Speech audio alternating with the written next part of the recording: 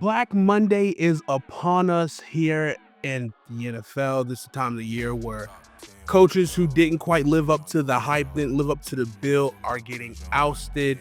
Maybe some justified, some not justified. But today we're going to go over the coaches and the situations each team are going to be in this Black Monday YouTube video. My name is CJ, and I'm here at Hate to Pile On. If you like this type of content about breaking down the NFL, uh, college football, NFL draft, you're going to love it here at Hate to Pile On. So make sure you like this video, subscribe, and so you know when we drop more content. Because there's going to be a lot of awesome draft content coming very soon to this channel and to your podcast wave form. So here we go. So let's start it off with the Patriots firing Gerard Mayo after just one season at the helm for the New England Patriots. And obviously, 1 year is not enough time for you to have an idea of what you are as a coach, who you are as a coach. And the fact that Gerard Mayo got fired after 1 year with a terrible roster, amassing the same amount of wins that he did, that Bill Belichick did last year, it's kind of a shame. But looking at the job, looking at the Patriots job, the Patriots do have Drake May. They have their quarterback. There's obviously some speculation about Bazooka Joe possibly getting a chance to challenge for that quarterback position, which is no chance in heck if I had to say so myself. But they also have the fourth pick in the NFL draft this year. So you got pretty good draft capital as well. So you can either trade back down for a team who maybe want to move up for a player and amass more picks. So, which you can, there's a lot of holes on this roster that you got to fill.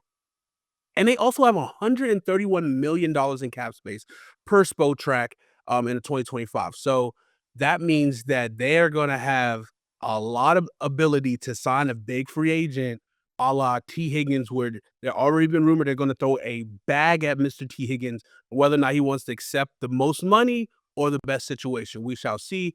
But the Patriots looking pretty solid as an opening, but it's just, will you get that opportunity to develop and grow if if you're gonna get fired after 1 year? All right, going to the next job, we got the Jags. Jags fired Doug Peterson after 3 years after him going 22-29 in Jacksonville. This is a tricky situation. I think this is a really good job opportunity. I don't like the fact that they kept Trent Baalke. I think they should definitely did a clean sweep so that way you can get fresh energy in the building. They do have Trevor Lawrence at quarterback position, and Trevor Lawrence is causing a lot of stir of what side of the fence do you live on with Trevor Lawrence. Trevor Lawrence was the number one overall pick, signed a big, massive deal contract extension last year, so he's locked up for the long term. But the question is he truly going to be a good slash elite quarterback for the Jacksonville Jaguars going forward? And we haven't seen. This is now going to be his second coach in his 4 years in the NFL. So it's going to be like his third head coach, third offensive coordinator.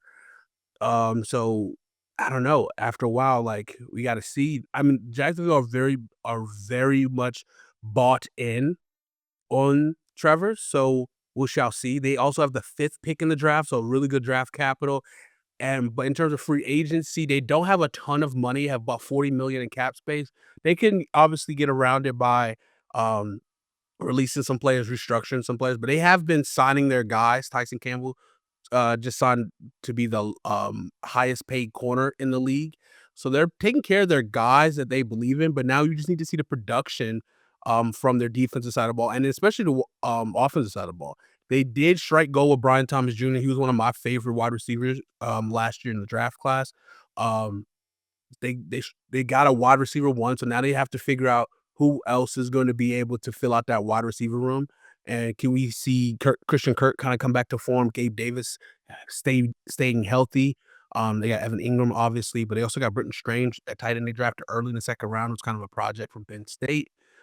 So they have talent there, but it's just kind of finding the right piece that's going to, mesh everything, and that's also going to mesh with Trent Baalke and the Khan family. The Jets fired their coach in season.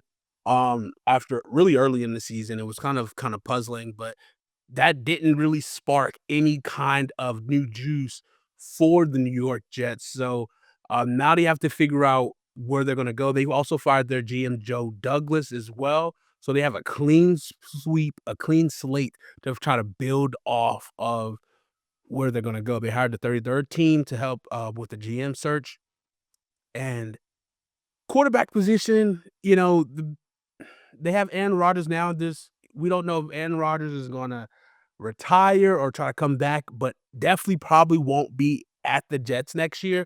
So then where does that lie for the Jets in the quarterback position? They currently have the 7th overall pick in the draft, and they have about 30 million in cap space. And I believe Aaron Rodgers is still under contract, and then there's the Garrett Wilson situation and Devontae Adams situation. There's a lot of talent on the roster, but it just did not meet the standard that they set for themselves, and it seems to just be everything that can go wrong does go wrong for the New York Jets, and I really hope that they nail the GM hire. Mike Bergonzi from the Chiefs would be a great hire. I did a video last year, you can see that on the channel. Um, of me detailing all the different GM options that I really liked and I researched, for the Washington Commanders job last year. Um, but Bergonzi would be a really good guy. So we'll see what happens. They also have $30 million in cap space, so not a ton. So they're gonna have to really kind of figure out, maybe go younger, try to start to clean house and figure out your new foundation, which is always the tough part in starting a rebuild, figuring out who's going to be the pillars to really build off of, and maybe just having to cut out a lot of that. I don't like to say toxic, but just that losing energy that's been in the building for the past few years. Also, another team that fired their coach in the middle of the season, we got the Chicago Bears. Um, One thing with the Chicago Bears is they've done a really decent job with acquiring talent and getting draft capital and still having a pretty decent amount of cap space to be able to maneuver. The issue is just the coaching, and this team started off really strong, but the Hail Mary against the Washington Commanders, my Commanders, just sent their season into a tailspin that no one really saw coming. And it's similar to the Jets where anything that can go wrong did go wrong. So after losing about 5 consecutive games, the Chicago Bears decided to fire Matt Eberflus, but he hasn't been able to just make the right decisions. A lot of his in-game maneuvering and how he handled the team and situational football has just come into question so many times for the Chicago Bears, and I think that ultimately led to him leaving and his departure. Honestly, thought he probably should have left last year and had a clean slate for Caleb Williams, and knowing that you're gonna get Caleb Williams. It was the worst kept secret, you know? Caleb Williams has had a really good rookie year. A lot of ups and downs, obviously, they have to address that offensive line. They need to get better at the tackle position. But there's a lot of talent on that team. Roman Dunze needs to get more involved in the offense, and DJ Moore needs to get more involved. Cole Kmet definitely needs to get more involved in the offense.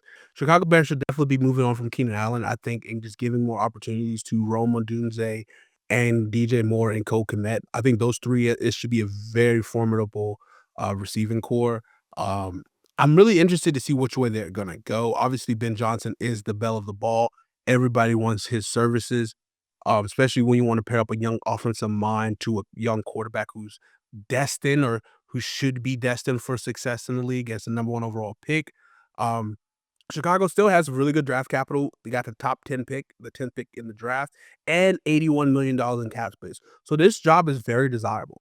Some say it's the best job. You get a high pick so you can get someone, whether you can get maybe one of the top receivers, you can get a top defender, offensive lineman here, which I definitely highly recommend getting Kevin Banks from Texas.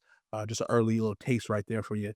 Um, and really just you gotta protect your franchise and your franchise guy. So really interested to see what they decide to do and going forward for the Chicago Bears. Another coach that got fired in season, Dennis Allen of the New Orleans Saints. And this is a situation that is honestly, I never thought that Dennis Allen should have got the head coaching job. He kinda because of the late departure of Sean Payton, that he was able to just kinda de facto get it as, like, the step in type guy. I don't know how to explain it, but he did okay. I mean, this team has talent. I mean, the Saints are always in cap hell. Let's just keep it frank. Um, there are minus $78 million over the cap for next year, and somehow, some way, every year in like a day, they get their cap just under, like inside of the cap, and actually even have money to spend to get guys. And they've been in cap hell for decades, bro. Like a decade of just trying to figure out and just paying. They paid everybody, and I don't understand. I think they have to just clean slate, clear the roster, and get back on the positive side. You have Derek Carr and Spencer Rattler under contract. Uh I'm cutting Derek Carr, seeing if you can get a 5th, 6th round pick from him. Um, and you have the 9th pick over in a draft. So you can ride with Spencer Rattler, Jake Haener, 2 young quarterbacks. Let them see. Spencer Rattler showed something at the end of the year, and he's kind of shown that he might have something. Give yourself another year and wait for the quarterback class next year if he's not the guy, and build from there, and just really kinda get yourself out of cap hell, get rid of some of these older veterans, and start fresh, and start building your team, up young. And so, Saints' job is an interesting job, I think, is a good culture, um, a good, fan base and everything like that, but it's gonna be a lot, like, it's gonna take some tanking and some decisions of just going young in order to really kinda revive that team. Okay, so moving on to the Dallas Cowboys. So this is not a firing per se, more so Mike McCarthy is out of contract. So there's a chance that Mike McCarthy can come back and coach this team, or they could be looking for a new voice in the locker room. They could be looking for someone else to lead this team. And looking back at the Dallas Cowboys last couple of coordinators with um Kellen Moore and Dan Quinn, both doing pretty well. Dan Quinn at Washington, 12-5 season his first year, and Kellen Moore is leading the number 2 team in the, NFC, this year with the Eagles. Both guys moving on in division. We shall see what direction the Cowboys try to go, and whether or not they can actually get a top name, because it takes a certain type of guy, certain type of coach to really put up with Jerry Jones and the star. And Mike McCarthy ate a lot of crow, but also, like, he did a pretty good job. Like, offenses play well. Guys still play pretty hard for him. Obviously, Dak Prescott injury is not great for them, so they had to roll with Cooper Rush, and then for the last game, Trey Lance. Um, Yeah, I don't know, like, there's a lot of talent on this team. They have to make a decision with, Micah Parsons. Their offensive line is definitely not what it was. Tyler Guyton, who I was a big fan of coming out of Oklahoma, just, a lot of penalties. A guy who's made a lot of mistakes himself, which is fixable. Like, penalty, you can fix those, but, like, it's not a strong sign early on. Um but they have to kind of start to replace some of these older guys who've been so dominant for their offensive line, Zach Martin. Um, and so, like, getting to replace these guys, and hopefully that you can, develop and restart anew should be interesting. Maybe getting just more playmakers and talent all around the board. They have the 12th pick, so they're in a really good spot to make some moves. They only have $19 million in cap space next year, so they're gonna have to be interesting. The whole Derrick Henry last year was we just didn't have enough money; it wasn't in the books for us. So maybe Jerry Jones will make that excuse again. Giants decide to retain their GM and head coach. I look at this situation as like, I think Brian Dable is a really good coach. I think they have a really good coach. And as say what you want about Brandon Schoen, some of his philosophies may not be the best, especially at the running back position, not paying Saquon. But in theory, like, you don't necessarily pay running backs like that. And they did was able to get Tyron Tracy, who's becoming a pretty huge having a breakout year towards the end, a good dual threat running back who runs hard and can catch the ball at the backfield. So they have a promising back there that was also cheaper for them. So they got talent. They gotta fortify that back end for sure, but they got some edge rushers. They got the number one receiver, Malik Neighbors. They definitely could go for more talent at the wide receiver position, but the biggest elephant in the room for the Giants is the quarterback position. And Daniel Jones is gonna be let go, and they need to find their new quarterback. Who's gonna be the leading man for the G-men? Um, whether they be able to they have the 3rd pick. Whether or not they'll be able to get a quarterback at the 3rd pick will be remains to see. Will they have to be aggressive to try to trade up? But who do you trade up with? You can't really trade up with the Titans or with the Browns because those are both quarterback needy teams. So they just kind of, you know, fell out of luck there. I mean, they could run it back with Drew Lock, who showed pretty good promise the last couple of games of the year. It was a little bit surprising, but they do have $57 million in cap space, so they got a little bit of money to make some moves to try to figure something out at the quarterback position, whether they try to go veteran. Because I mean, it's a weird situation because this is similar to the Bears into the fact that like the guys got can retain and if the rookie quarterback, if they decide to draft one, comes in and doesn't perform well, does that just, do we cut the plug on him and then the rookie quarterback gets a second coach after 1 year? I don't know. That's what's going to be a little bit tricky about this Giant situation. The Dolphins also retained their GM, Chris Greer and Mike McDaniels. This is a team that definitely did not live up to their expectations. They had a really good year the previous year, but this year, obviously, big derailed by Tua's injury and Tua's ability to stay healthy because this team is a completely different team when he's healthy and when he's not. And so, whether Tua is going to be the guy they just paid him, so they're going to at least be obligated to him for at least another couple years. And then um, they only have $9 million of cap space. They have a decent pick, a top 13th pick in the draft. What do you do there? Like, I think, they're definitely to possibly now they might have to draft a receiver, do with Tyreek Hill, saying he basically wants out.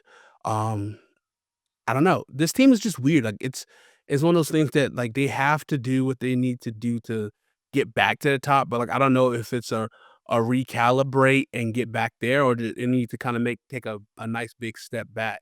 Because if the health of Tua is key, and Mike McDaniel is a great coach and great offensive mind, but I don't know. We'll see what could be fixed in Miami.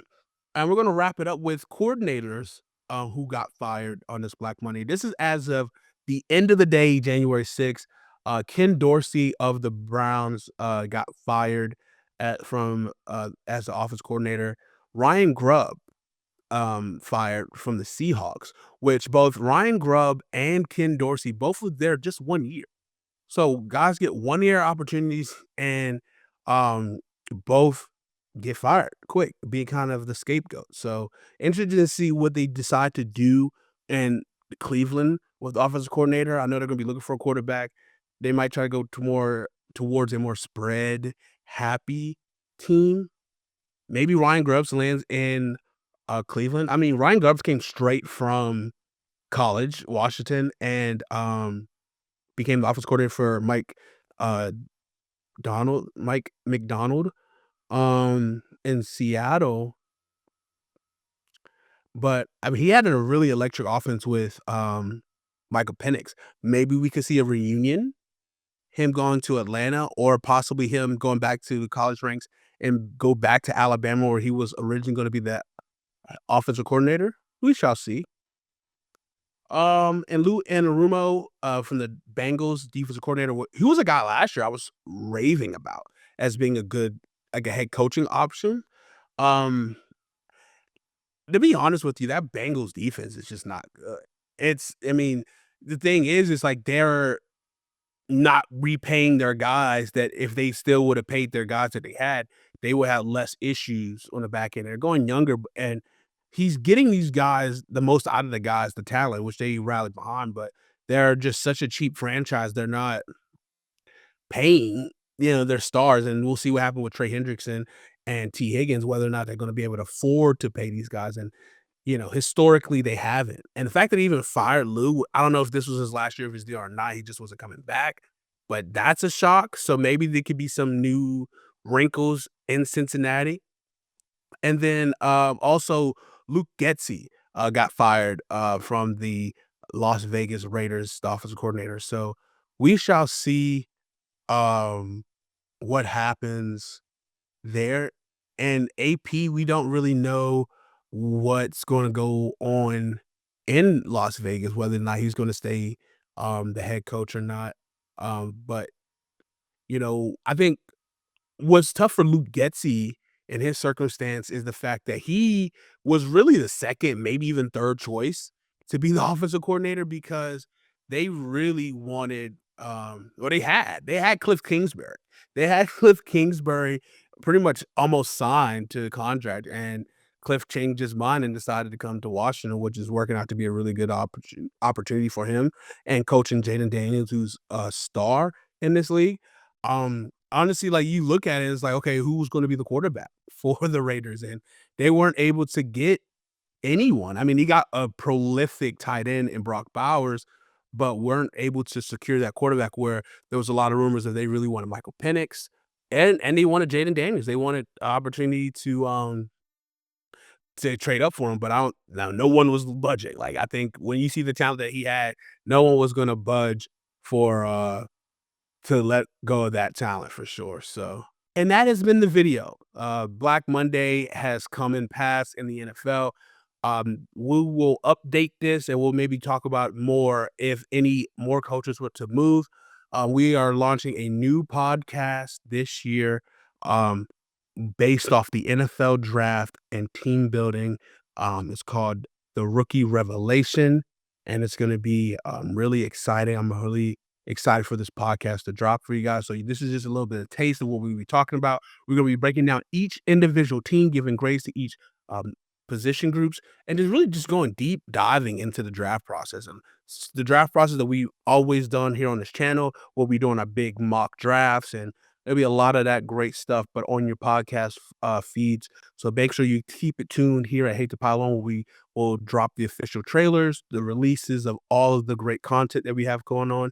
We also have a bunch of podcasts coming out and some returning stuff. So thank you guys for watching to the end of this video. I greatly appreciate it. Make sure you like, subscribe, and share this video with all of your friends and who love college football, who love NFL, and have a great night, everybody.